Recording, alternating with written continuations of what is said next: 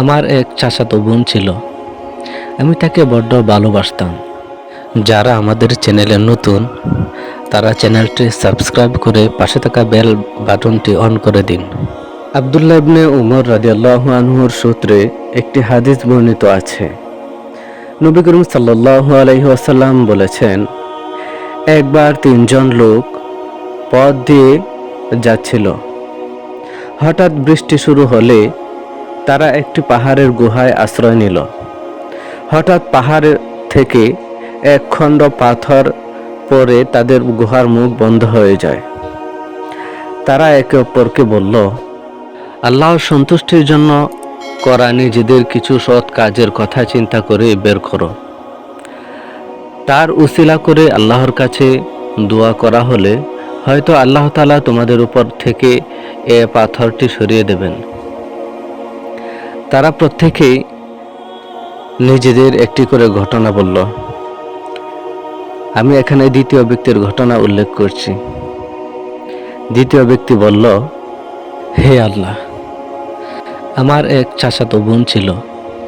আমি তাকে বড্ড ভালোবাসতাম। পুরুষেরা যেভাবে নারীদেরকে ভালোবাসে আমি তাকে তার চেয়ে বেশি ভালোবাসতাম।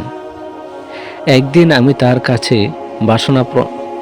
বাসনা প্রকাশ করলাম, অর্থাৎ কুপ্রস্তাব দিলাম, কিন্তু তার জন্য 100 দিনার না নিয়ে আসা পর্যন্ত সে সম্মত হলো না।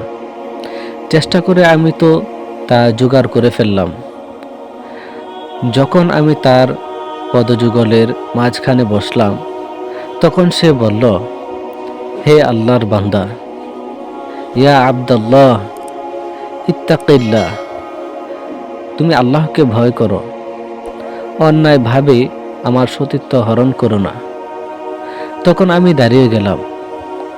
হে আল্লাহ, আপনি জানেন আমি যদি শুধু আপনার সন্তুষ্টির জন্য এই কাজটি করে থাকি তাহলে আপনি আমাদেরকে এ বিপদ থেকে রক্ষা করুন। এই পাথরটি সরিয়ে দিন। তখন পাথরটা কিছুটা সরে গেল।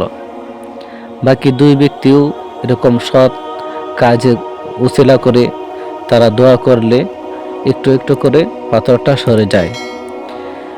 অর্থাৎ কোনো বিপদে পড়লে সৎ কাজের কথা স্মরণ করে আল্লাহ তাআলার কাছে দোয়া করলে আল্লাহ তাআলা সেই দোয়া কবুল করে নেন। আল্লাহ তাআলা আমাদেরকে বুঝার তৌফিক দান করুন।